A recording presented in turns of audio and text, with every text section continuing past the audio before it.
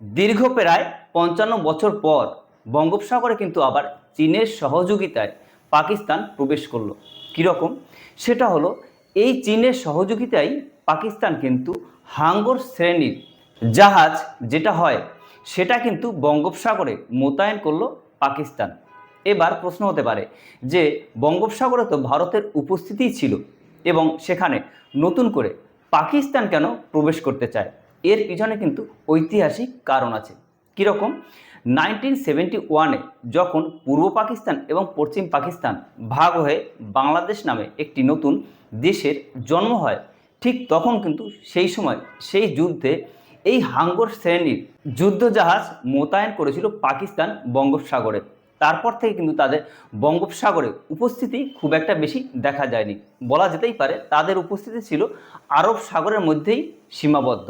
এখন কিন্তু তারা আবার বঙ্গোপসাগরের দিকেও তারা নজর দিতে চায়, যেটা ভারতের জন্য যথেষ্ট উদ্বেগের।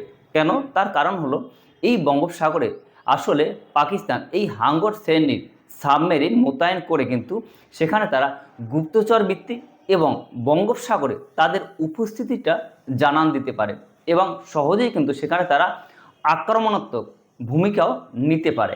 এই হাঙ্গর শ্রেণীর সাবমেরিন কিন্তু পাকিস্তানকে দিয়েছে চীন।